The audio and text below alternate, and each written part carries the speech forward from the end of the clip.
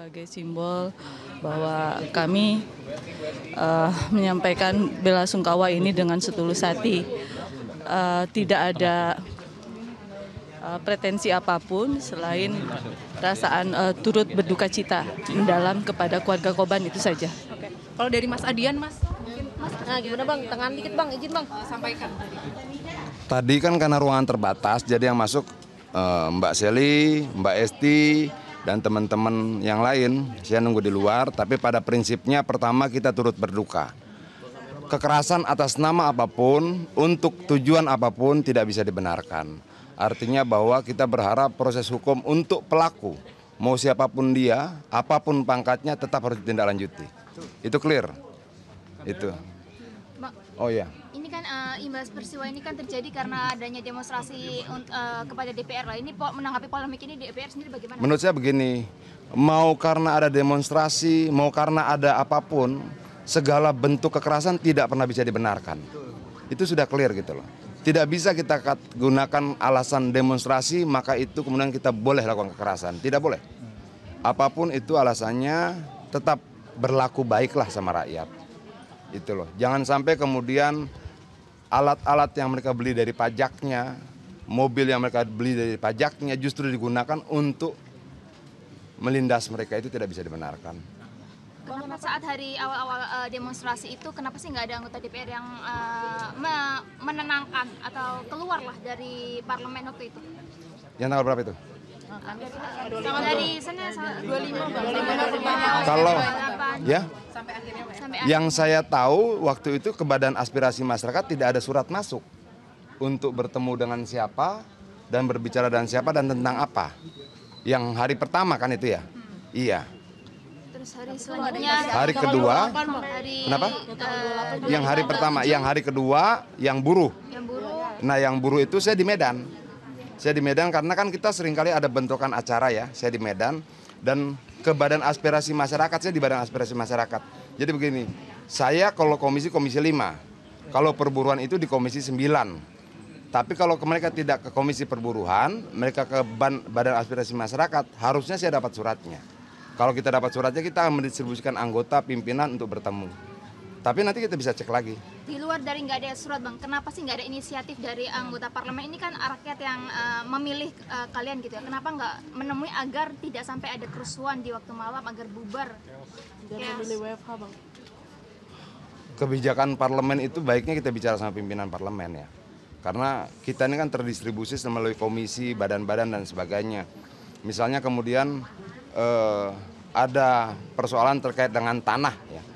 Maka itu yang punya kompetensi ya bukan komisi 5 tapi komisi 2. Nah siapa yang mendistribusikan itu ya kita harus bicara pada pimpinan komisi dan pimpinan DPR-nya.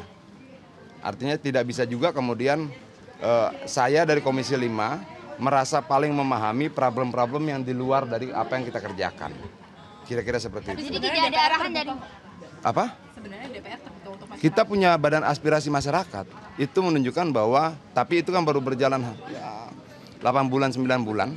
Artinya bahwa kita membuka diri untuk setiap aspirasi yang disampaikan.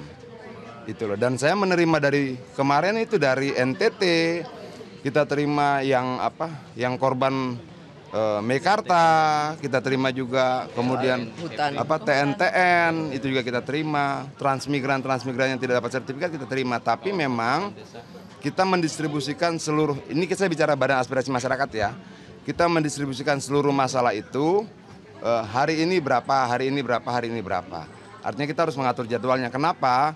Badan Aspirasi Masyarakat itu terdiri dari semua komisi. Dan seringkali kemudian kita rapat misalnya komisi lain sedang ada rapat juga. Itulah kita punya kepentingan untuk mendistribusikannya. Walau demikian menurut saya ini tidak bisa menjadi alasan bagi kita untuk membiarkan situasi seperti kemarin terulang. Tapi saya harus menjelaskan posisinya seperti itu. Sebenarnya Tapi benar nggak sih Bang, desas-desus kalau sekarang itu banyak orang DPR yang sedang di luar negeri gitu, benar nggak sih tapi Bang itu? ada yang ke Singapura. Gini ya Mbak, saya ini kagak ngerti semua kemana masing-masing anggota DPR. Itu loh, ada mungkin yang di luar negeri, mungkin saja ada. Apa kepentingannya saya tidak tahu. Kalau kemudian saya diminta untuk cari tahu, kayaknya lebih penting cari tahu tentang persoalan yang lain deh. Itu loh. Oke Mas, Bang, ini di luar infonya dari Bang. ini Bang, berarti kan tidak ada arahan dari pimpinan tadi Kenceng kan? amat sih. Tadi kan gini Bang, harus menunggu arahan. Berarti kan tidak ada arahan dari pimpinan entah Mbak Puan atau bagaimana? Bukan, Kenapa nggak ada inisiatif? bukan arahan gini loh. Saya Komisi 5, oke, yang datang misalnya buruh, maka yang punya kewenangan untuk bertemu mereka secara Komisi 9. Yang datang kasus tanah, maka yang punya kewenangan menemui mereka adalah Komisi 2. Yang datang kemudian misalnya kasus petani, maka yang berwenang menemui mereka adalah Komisi 4. Di luar komisi-komisi itu ada namanya Badan Aspirasi Masyarakat. Tapi karena kita cuma 15 orang kalau tidak salah, maka kita harus membagi setiap pengaduan itu orangnya berapa. Untuk itu memang butuh penjadwalan. Itu loh. Nah, kalau kemudian bagaimana di Komisi 9 mendistribusikan orangnya saat itu, kalau ada suratnya masuk harusnya ada orang yang terdistribusi yang memang untuk menemui dan sebagainya. Tapi saya tidak punya kewenangan mengomentari komisi lain. Kenapa? Tadi kita sok tahu gitu loh. Komisi 5 ya belum urus benar-benar. Jadi Mbak Puan kesini jam berapa? Mbak Esti. Ya, Mbak Puan sama Mas Pram kesini jam berapa? mungkin saya belum tahu fix-nya. Fix-nya kita belum tahu, masih menunggu. Bang Adian terakhir, Bang. Kemarin berarti nggak ada. Bu, gimana komentarnya? Apakah akan ada imbauan dari pimpinan untuk menemui masa itu? Masih ada yang bertahan sampai siang tadi? Apapun itu, tugas kami memang harus mendengarkan apa yang menjadi aspirasi masyarakat. Dan tentu kita juga harus melihat situasi. Kami harus pintar-pintar menjaga diri juga untuk bisa memperbaiki kinerja kami. Dan apapun itu, saya mengatakan bahwa saya mohon maaf jika belum mampu menjagai masyarakat secara keseluruhan sehingga terjadi korban. Entah siapapun itu salah siapa, tetapi bagi kami, ketugasan kami harusnya, mungkin kami harus mampu menjaga mereka, menjaga masyarakat sehingga tidak ada korban. Oke, Mbak, teman-teman mungkin semua. terakhir ada tanggapan Ini terakhir nggak? beneran kan nih? Iya. Ada tanggapan. Angkatnya terakhir beneran nih. Oke, saya ingin minta tanggapan dari ketiga pihak Anda. Wakil Presiden Yusuf Kala mengatakan anggota DPR jangan asal bicara. Begini. Biarlah masing-masing itu rakyat yang menilai. Saya tidak punya hak untuk menghakimi bagaimana orang berbicara dan sebagainya. Tapi kami dari fraksi PDI Perjuangan pasti akan terus belajar. Yang kurang akan kita perbaiki, yang kemudian kita anggap kurang tepat akan kita perbaiki juga. Tapi bagaimana dengan orang di luar kami, saya tidak punya kewenangan mengomentari itu. Kalau Mbak Ada Esti, evaluasi komunikasi juga Pak? Loh, kita punya tim komunikasi sendiri yang selalu kita matangkan dari waktu ke waktu. Ini yang kedua nih. kalau Mbak Esti, Kalau dari Mbak Esti, menanggapi Iya, statement iya. Pres JK, Ya, saya kira memang kami juga harus selalu introspeksi. kamera Mbak.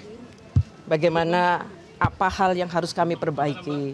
Kami juga harus menyadari jika memang masih banyak kekurangan. Kami harus melakukan perbaikan-perbaikan di internal kami. Sekali lagi kami mohon maaf jika masih ada hal-hal yang itu membuat marah masyarakat. Anda sampai menitikkan air mata barusan kenapa?